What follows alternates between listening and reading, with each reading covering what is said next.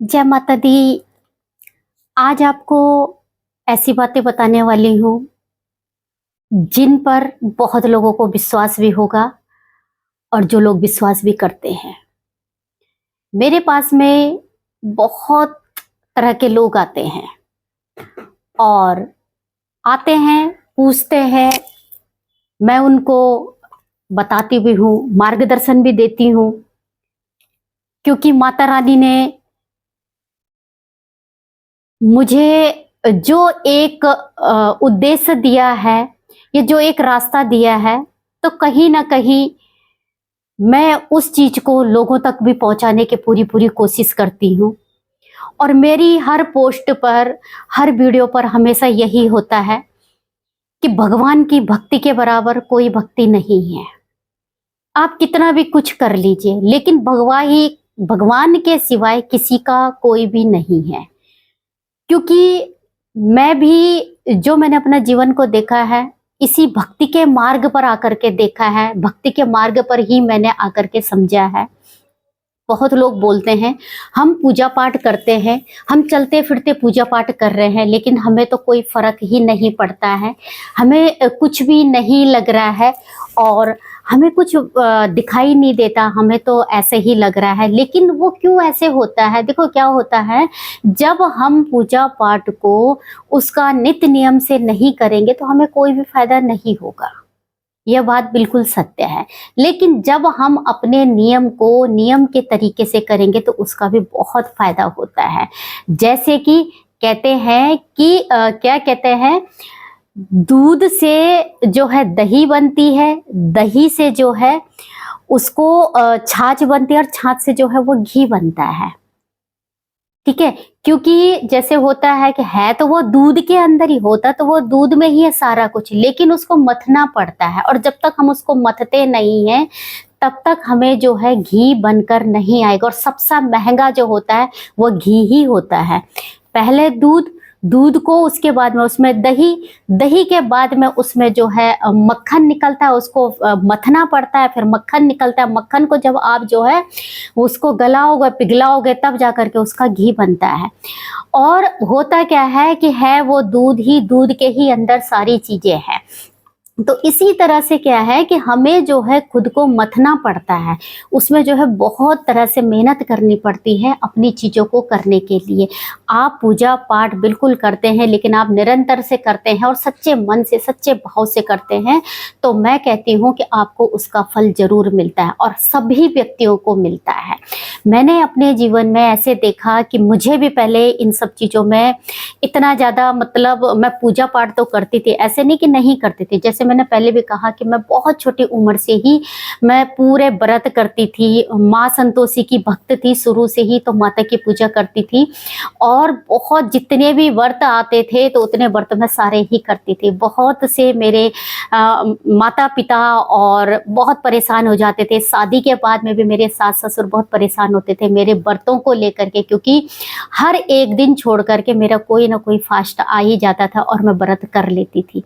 लेकिन फिर भी मैंने अपनी आस्था को नहीं छोड़ा। व्रत मैं जरूर करती थी, लेकिन हाँ, पूजा पाठ में करती थी, लेकिन वो एक बचपना था या क्या था मुझे भी नहीं पता। लेकिन मैं वहां उस भक्ति में नहीं डूबी थी, मैं भक्ति में नहीं डूबी थी। लेकिन एक समय जब ऐसे भी आया, क्योंकि हम भी इंसान है, हम पर भी जो है समय आता है, अच्छा भी आता है, बुरा भी आता है। एक समय ऐसा आता जब मैं भी भटक गई और इतना भटका हो गया, कहीं भी जो है चैन नहीं मिलता था, बेचैनी हमेशा ही होती थी, हर तरह की बेचैनियां होती थी, मन परेशान रहता था, कहीं भी मन स्थिर नहीं होता था।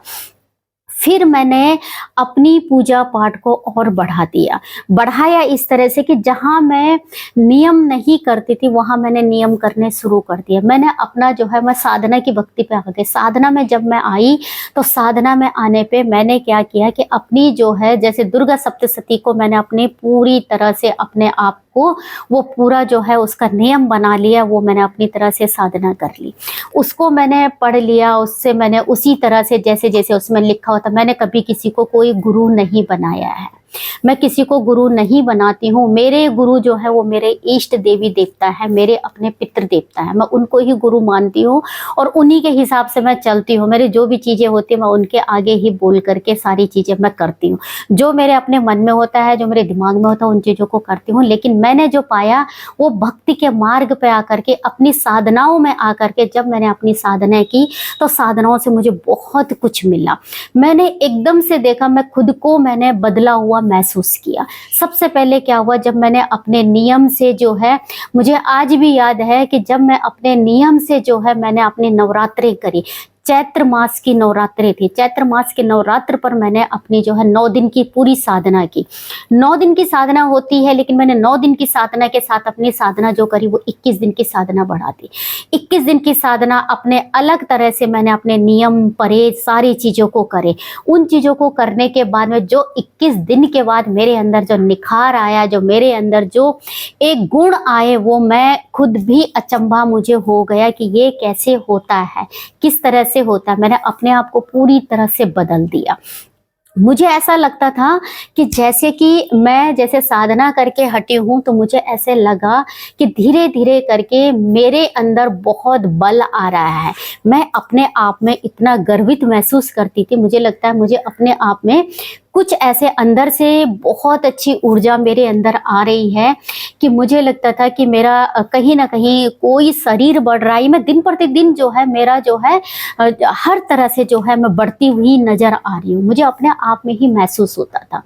तो इसी तरह से जो है जब हम भक्ति का मार्ग चुनते हैं तो हमें सबसे पहले खुद में विश्वास हो जाता है, क्योंकि एक अलग ऊर्जा, एक अलग निखार जरूर होता। मुझे खुद अपने आप से होकर के मैं एक अचंभा में पड़ गई कि वाकई में क्या ऐसा भी होता है। लेकिन हाँ, मैं ये कहती हूँ कि बिल्कुल होता है, लेकिन इसके लिए सच्ची श्रद्धा, सच्ची भक्ति।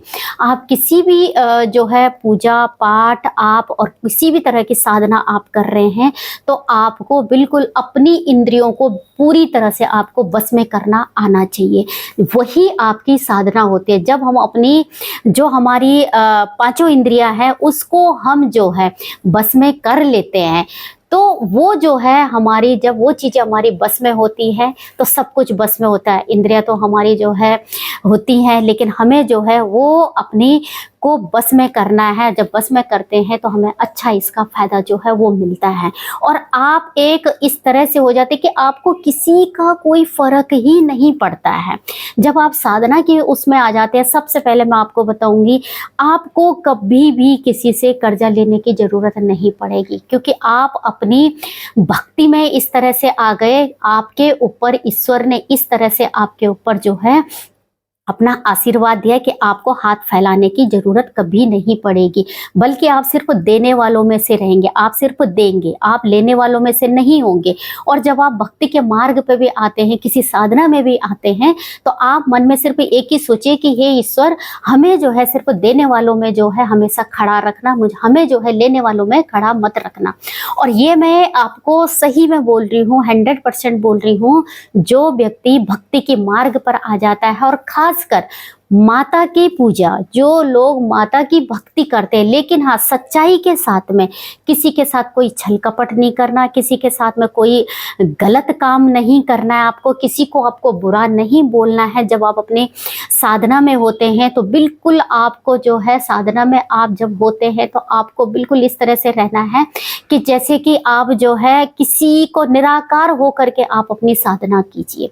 निराकार में आप अगर अपनी साधना को करेंगे तो आपको इसका फायदा जरूर मिलता है, और मुझे तो मिला है। और मैं सभी लोगों को बोलती हूँ कि पूजा पाठ आप जरूर कीजिए, पूजा पाठ कीजिए, साधना में आ जाइए। साधना ऐसा नहीं है कि आपको साधना के लिए गृहस्थ त्यागना होगा, कुछ नहीं करना पड़ता है। गृहस्थ जीवन आपको नहीं त्यागना है, आपको कुछ नहीं करना। साधना में आपको अपने नियम बनाने हैं, नियम के अनुसार आपको जो है अपनी चीज़ों को करना है। जब आप अपनी चीज़ों को करते हैं तो आपको इसमें बहुत अच्छा फायदा हुए। तो कोई भी एक मंत्र अपने लिए आप सिद्ध कर सकते हैं।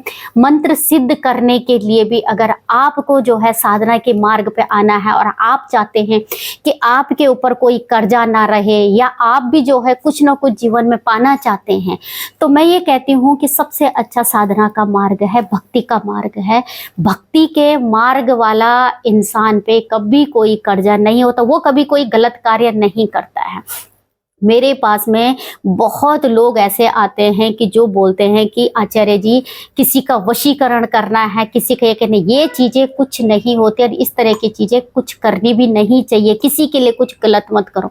मैं माता की पूजा करती हूँ और माँ जो है सबको परिवार जोड़ने वाली होती है, तोड़ने वाली नहीं होती है। तो माँ की पूजा जब आप करेंगे तो आप खुद देखना कि आप माँ की पूजा करने में, माँ की भक्ति करने में आप जो है दूसरों को भी जो है वो शरणागत हो जाएंगे, आप दूसरों का भी भला करने में आप लग जाएंगे। तो हम जो है, जब से मैं माँ भगवती की साधना करने में आई, माँ भगवती की पूजा करने में आई, मैं दूसरों को भी जो है जितना हो सकता है उतना मैं सोचती हूँ कि दूसरों के भी दुखों को मैं दूर करूँ, और वो मैं करती हूँ। बहुत लोगों का जो है मैंने बहुत लोगों का दुख को दूर किया है, बहुत लोगों की जो है चीज़ों को जो है वो कम हुआ है और लोगों को एक अच्छा रास्ता मिला है। और मैं तो ये कहती हूँ कि मैं कौन होती हूँ करने वाली, करने वाला तो ऊपर बैठा हुआ है, मेरी माँ भगवती है जो मुझे ये चीज़ें करवाती है, और माँ का ही सारी जो है कृपा दृष्टि है मेरे ऊपर। माँ ने जो है अपना आशीर्वाद बनाए रखना, माँ ने मुझे ये आशीर्वाद दिया हुआ है और माँ के ही आशीर्वाद से मैं सारी चीज़ों को कर पाती हूँ। जो भी लोग जो है भटक रहे हैं, गलत रास्ते पे चल रहे हैं, उन लोगों को माँ की भक्ति के बराबर कोई चीज़ नहीं है। अपनी कुंडली का विश्लेषण करवाएं और कुंडली विश्लेषण करने के बाद में उस ग्रह से संबंधित जो है वो भगवान से जोड़े और भगवान से जोड़ कर आप उसी भक्ति के मार्ग में लग जाइए। आपको कोई ग्रह परेशान नहीं करेगा, आपको किसी भी तरह से कोई दिक्कत नहीं आएगी। बस दिक्कत सिर्फ ये होती है कि लोग विश्वास नहीं करते हैं। आजकल लोगों का विश्वास बहुत जल्दी से जो है लोगों का विश्वास टूट गया है। तो सिर्फ ये कहूँगी, किसी के हाँ ये होता है कि कोई आपको नेगेटिव व्यक्ति मिल जाए और आपको गलत तरह से भटका दिया या गलत चीज़ें आपसे करवा दी, लेकिन हाँ जब हम अपनी पूजा पाठ, अपने इष्ट देवी देवताओं की पूजा पाठ करते हैं तो हम कहीं नहीं भटकते, हमें सिर्फ अच्छा रास्ता मिलता है, अच्छा ज्ञान मिलता है, अच्छी चीज़ें मिलती है। माँ की पूजा आप जरूर कीजिएगा। माँ भक्ति आप करते हैं तो आपको भी जो है आप देखेंगे आपके जीवन में खुद बदलाव आएगा। जो लोग अपनी जो है माँ की पूजा करना चाहते हैं या जिन लोगों को साधना के पर्पज से 21 दिन की कोई पूजा करनी है, 21 दिन की साधना करनी है, तो वो लोग जो है मेरे से भी संपर्क कर सकते हैं। मैं उनको बता सकती हूँ कि किस तरह से आपको 21 दिन का आपका नियम क्या रहेगा, किस तरह के आप नियम करते हैं। और भक्ति के लिए, साधना के लिए कोई समय नहीं होता है। साधना के लिए आप जो है सिर्फ आपको अपना समय देना होता है कि आपका कौन सा समय आपके लिए सुटेबल है, आप उस समय पर अपनी साधना शुरू कर सकते हैं। उसके लिए कोई मुहूर्त नहीं देखा जाता है, तो आप अपनी साधना आप कर सकते हैं। मेरे से जुड़ करके भी अगर जो लोग अपनी साधना को करना चाहते हैं वो साधना कर सकते हैं। 21 दिन के नियम परहेज जो है वो करने होंगे, उसके लिए आप मुझे कांटेक्ट कर सकते हैं। मेरा कांटेक्ट नंबर जो है आपको फेसबुक पर भी मिल जाएगा या आप मेरी वीडियो पर भी आपको मिल जाएगा। वीडियो के नीचे जिसको भी चाहिए होगा वो जो है कांटेक्ट नंबर ले सकते हैं। और साधना के लिए जो है मुझे जो है वो व्हाट्सअप कर सकते हैं। कॉल ना करें, मुझे व्हाट्सअप करें और व्हाट्सअप पर ही जो है अपनी साधना के हिसाब से 21 दिन की साधना मेरे से ले सकते हैं। इसी के साथ में जय माता दी।